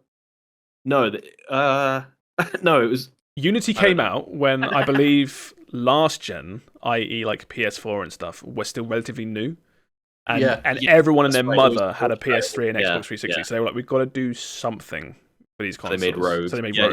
You're right. Yeah. So yeah, Unity, then Syndicate, which was Wow, I thought Syndicate was a really old one. no, I don't know why. Syndicate is the one that no one remembers and no one talks about. It's the ye old England, brother and sister story. Yeah. And then they go all RPG, Origins and Odyssey, and Valhalla. Yeah. And then Mirage in end of this year. There's so many coming out now. Oh god, yeah. There's Mirage. There's that mobile one, Jade or something. Jade, which is set in China. Yeah. Question mark? Yeah. God. Anyway, what were we talking about? I saw. Yeah, why do you remake 4? Why do you start at 4? That's ludicrous. It's a Skull and Bones studio. That's why. Apparently, so they have the assets already there. Yeah, I guess. Yeah. Just guess you're not wrong. Control C on the big pirate ship. Drag it over to the Assassin's Creed remake folder. Control V. Fucking video games. Fucking easy. They just deleted the main character of Skull and Bones and just put what's his name, Edward Summit in it. I can't remember his name. Yeah, just we can do it. We can make it work. Video games, it's easy, right? It's all done by AI. Who cares? I saw. I guess I get why you skip 1. I guess. Yeah, Yeah. Nah. Why not? You just do 2. No, Assassin's Creed 1 has too much of the meta sci-fi story that they have now completely dropped.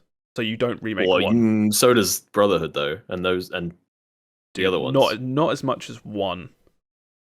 Assassin's Creed 1, from what I remember, every single chapter you're hopping in and out of what's the voice actor? Nathan Drake's future land. Desmond. Yeah, the voice actor's Nathan Drake though, right? Nolan North, that was it. That's the guy. Just Nathan Drake. That was in the era where he voiced everyone. yeah. He was back then's Troy Baker. Yeah.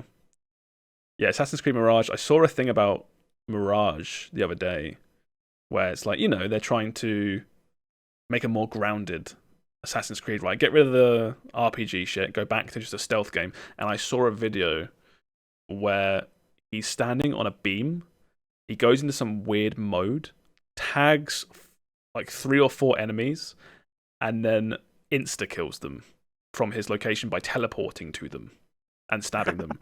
And I was like, oh, I feel like I missed something. That's not very Assassin's Creed of you. Yeah. No. Did you ever play that Splinter Cell game where you could tag Conviction. enemies? No. Yeah. Yes? Maybe. Conviction? One of them.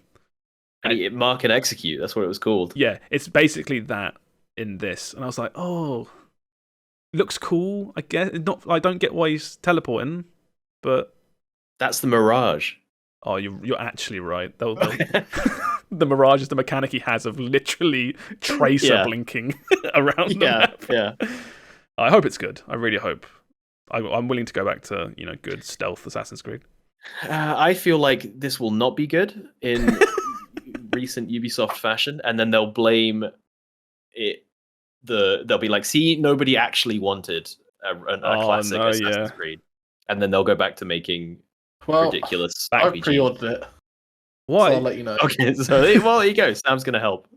I haven't played any of the RPG Assassin's Creeds. I think I watched back in the day. There was like videos going around of the Hidden Blade in Origins, the Egypt one, not insta killing. And he'd walk up to a sleeping guy who was like 5 levels above him, and the guy would just like stab it, and a big number would pop up, and then the guy would get up and just wail on him. Yeah, I saw that, and I was like, oh no, I don't like this. They're okay, those games. I played Odyssey, and I had a good time, except they're just ludicrously long for no reason. They're not that interesting, and they go on for like 200 hours. Yeah, I haven't finished one, I think, since Black Flag, funnily enough, talking about its remake, so... Yeah, it's one of those things where Assassin's Creed was coming out like every year, I think. Yeah, basically. And I got completely burnt out, like most people. Like, I'm so sick of Assassin's Creed every year. Do something different. And then they showed me the RPG stuff, and I was like, no, not like that. Not, but not that. I want something different. Yeah, because it was like that. every E3, wasn't it? We'd be like, oh, there's the Assassin's Creed trailer, like clockwork every time. Yeah, there's your Assassin's Creed. There's your Call of Duty. Yeah, there's your Battlefield at one point. I swear there was like a yearly Battlefield at one point. Yeah. They had like Battlefield Hardline and stuff in between main Battlefield games and weird stuff like that. It's weird how you don't really get that anymore, I feel. Outside of like Call of Duty and FIFA, the yearly games have kind of vanished. Game's just too complicated and expensive now. Yeah. It takes too much time, literally. Yeah.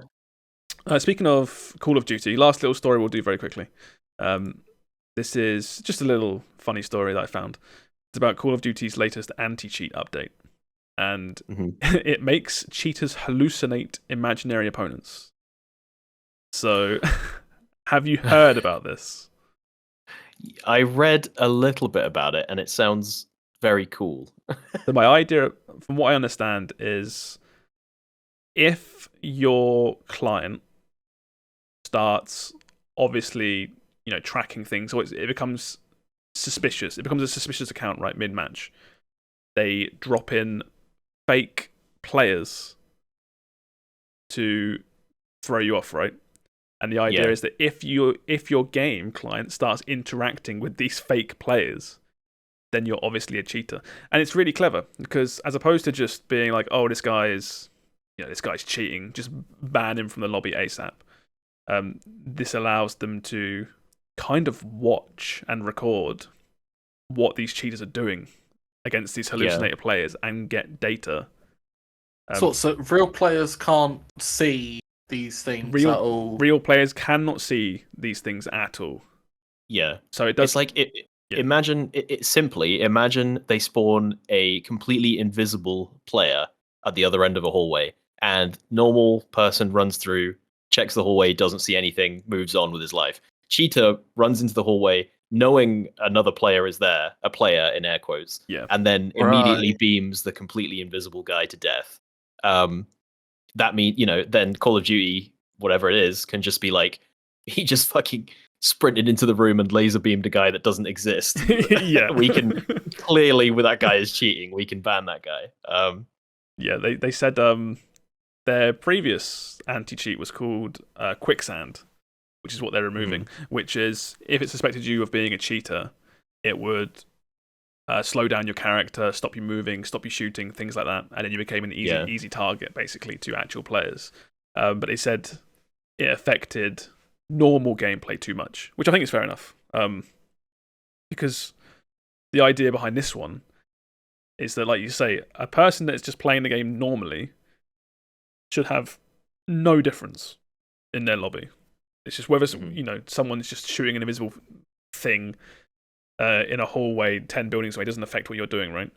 And then over time, these players can get banned. I just thought this was really cool. It's not like major news or anything, but I always like hearing about little things like this. I like creative. It's very creative. It seems like, but the only thing I think is like, it's always an arms race with cheaters and beating. You'll never beat cheating, but you can never stop trying to combat it, right? Yeah. But I always think if they're sending these invisible players in or whatever, there must be some thing they send with it which tells it this isn't a real player, and it's just like, isn't it just a matter of time then until the cheaters figure out what this flag is that means this is a real player versus not? But I mean, I don't know how it works. Maybe because then you get into like, maybe there's client side versus server side stuff, so that data never actually gets sent. It's never exposed, yeah. It's never exposed, or something like that. I saw a fun explanation where it was like, it's not spawning. It's not that they're invisible. It's like it's spawning fake players just out of view of. So like you'll look at like a piece of cover and it's like there's a guy technically crouched behind that, and it's like if he doesn't move or doesn't make a noise, you'd never know he was there if you're a normal player. But a cheater will beeline for this guy, even though he'd have no way of knowing. Well, it's like the Tarkov video that came out, right, where people were literally putting their crosshair on players that were such ludicrous distances away. Yeah. But just having their crosshair trained right on them. It's one of those things where I imagine however this is working, it's not entirely in this article, but if your character is walking down a road and starts, and the server sends a fake player into a building really far away, behind a bunch of walls, no possible way of seeing or hearing them. If the character starts training on them, starts looking directly at them and beelining them, that's when you spawn in some kind of actual, player model. Get ya. I don't know. It's very interesting. It's like you say. It's like It's just an arms race. Whether or not, if they send something down that lets hackers know that it is a fake player, then they'll work around it. But then, as they work around it, they'll make a new version. Yeah, exactly. Yeah, I love it. I love this stuff. I do love this stuff. That's. It reminds me of. It reminds me of. Sorry, if you've ever. There was a YouTube series I used to watch. On a YouTube series I used to watch on people running like DayZ servers and stuff. Yeah, and they would obviously, because they're kind of cheating if they're running a server and they have admin powers. And what they would do is because they have no clip and teleporting and stuff like that, they could appear in the world like their model, and they could be right, that guy has just looked right at me from 4 miles away through a building, and he's he knows I'm here, and then if I move over here, he's still following me, and it always reminds me of stuff like that where it's I love the idea of the anti-cheat being a physical person in the world. yeah. I am the admin that has come down from the heavens to catch people cheating and ban them on the spot. But yeah, that's all the news for the week. So there are a few upcoming releases, so we'll go through those very quickly.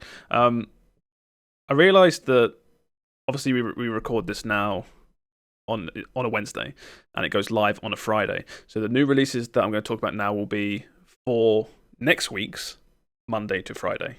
So hopefully that makes sense what I'm saying there. Because sometimes we do. Here's what's coming out, and it comes out tomorrow for us recording, but it's already out. I never thought of that. Yeah. So anyway, Monday to Friday next week. Okay. Here are a few games. This one I don't know too much about. I just know it's somewhat popular. This is Oxenfree 2. I know that Oxenfree, I think, is quite a big sort of adventure game that was quite popular. Published by Netflix. I remember that. Oh, cool. Yeah. This is the sequel to that. I think the original's been on my playlist forever, and I've just never gotten around to it. But it was good. Me and Aaron played through that. It was very fun. Oh, spooky! Very spooky. Is it horror? More it's not jump scary horror, conventional horror. It's more just supernatural, kind of supernatural thriller. Yeah.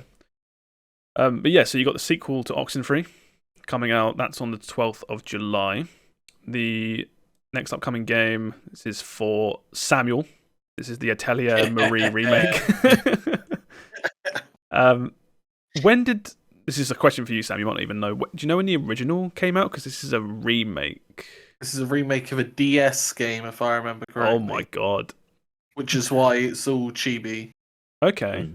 So this is Atelier Marie, the Alchemist of Salberg. They always have crazy names. But I'm assuming you're very excited for this. Yeah, I will be buying it, playing it. Yeah. I just love the Atelier game. It's another game where it's they're all the same, but they're functionally not, despite the fact that you finish it and you're just another Atelier game, exactly what I expected. But functionally and mechanically, you've played the game differently to how you play the other one. Yeah. It's really, I didn't know it was a DS game, and I'd seen the screenshots, the old screenshot, but I hadn't watched any footage. Now that I'm watching this trailer on the Steam page, it looks very, I can see it on a DS screen. Looks nice though for a remake. It's very high fidelity chibi stuff. It looks really cool. Reminds me of remakes. I would say they're always 50-50, but I actually think more often than not they're bad than they are good. So we'll see. But I think this is one of the ones which had I think time actually moves as you do stuff. I think we're back to that time period of Atelier games. Time moves when super hot. Time moves. No, as in the old games, things used to happen, and you had requirements of I need you to do this within the next 3 days. Right. Okay. And there used to be story events where if you didn't do stuff by day 60, game over. Right. Okay. I Oh, don't that know sounds if horrible. I don't know if we're that far back, because that was like the original first like 4 or 5. Yeah. But like again, the requirements to make stuff was always easy. It was like make a potion, Yeah. but like it was still there. You know, that loss condition was there. Right. But yeah, normally it's like, oh, if you pick something up, time advances by 2 hours. So it's not go round and pick everything up, because suddenly 3 days have passed. You need to pick and choose what you want to get and what you need. Yeah. And I don't actually remember what stage we're at, but I'm hoping it's like that, because it's just another nice thing to juggle as like difficulty, I guess. I'm actually looking forward to you playing this, because I love hearing about these sorts of games, because after trying... Which one did I try? Atelier Sophie 2, I think. Or 3? Okay. I tried one of them. Sophie 2. I just didn't get on with it. And I don't know, there's something in my heart about these sorts of random anime JRPG games, because they remind me of when they were a dime a dozen back on older consoles. Again, these games are always very comfy. Yes. So if you like the gameplay loop, it's just so easy to play, and that was their appeal, right? Yeah. They do have the standard JRPG super bosses lying around when you finish the game. Yeah. But it's so comfy, and it's like watching a slice of life anime or something like that. You can just sit down and veg out and just... Saying that, relax. there's an Atelier Ryza anime out. So, I heard which about tells that. the story of... I think it's following the story of Atelier 1. Ryza 1. So I'll have to check that out and see if it's any good. Yeah, so that comes out on the 13th, which is... What day is the 13th? It's a Thursday. And then the last release for the week is Exoprimal, coming out on the 14th, which will be the Friday. Capcom don't miss. It's not coming out. It's definitely coming out. It's not real. It's happening. I'm sorry, Will. It's going to happen. How much does this cost? Is it going to have a single player campaign? 50 quid. 50 quid. 50 quid. 50 quid. Part of me. You guys are fucking insane. You're insane. Capcom. I don't know if I'll buy this, Capcom don't miss. Will. It's on Game Pass. It's on Xbox. The Game era Pass. of Capcom missing is back. Yay! Right Question mark.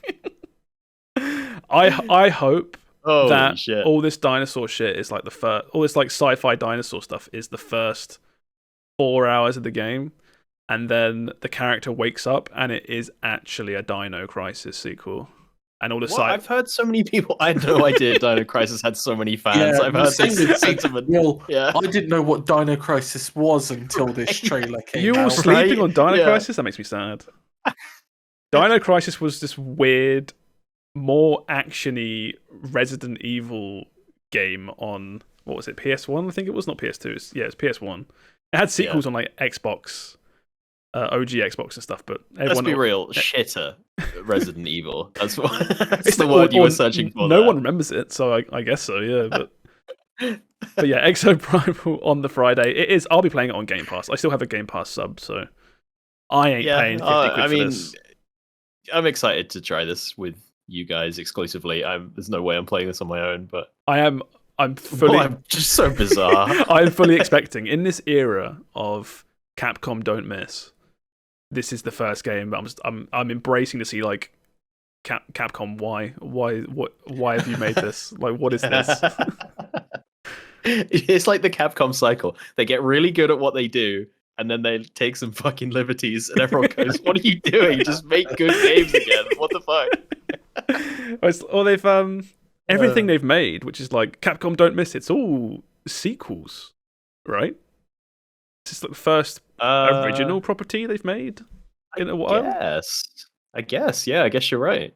Like Capcom anyway. don't miss as long as they're building on the origins of what they've already made.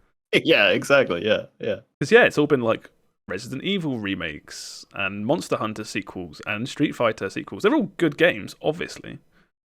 But this is the first. It'd be sad to see the first original thing completely shit itself. But It could be amazing. It that could we be could amazing. we could, you know, next. It won't be out next time. The podcast, will it? But 2 podcast time, we could be like, we were all. I was wrong. Yeah. This is amazing. When we did play the beta, it felt good to play, right? Yeah. It's just the depth wasn't there. I was like, it had enough. I had fun because I was playing with you boys, but I was done after that one session. That was, you know, that was funny. What a weird game. Oh well, I'll go back and play good stuff now. If this game comes out, I'll go back and play Hunt and get out. I'll go back and play Hunt. Yeah, exactly. Yeah. If this game comes out and reviews absurdly well and is a really good game, I will cry tears of joy. I will record if this game scores average score of 90 or above, which it obviously won't, but if it does, I will record myself crying tears of joy playing Exoprimal. You heard it here first. We're bringing back the shorts. It's just all shots of Josh crying for Exoprimal. It'll be 30 minutes of footage of me crying over Exoprimal split across about 30 shorts. Well, that's very exciting. I'm very excited for that. Get hyped for the next age of content coming from this podcast. All right, we're done here. Let's wrap this up. Thank you for listening, everybody. We're gonna leave now and turn it all off, but continue talking about Exoprimal off camera for another 40 minutes or so. So we need to leave so we can go do that. We'll do our socials. My name is Josh. I'm BottlerWorks on everything. How about you, Will? You know where to find me. And Sam. Hello. Okay. Thank you. Bye. Bye. Bye. Goodbye.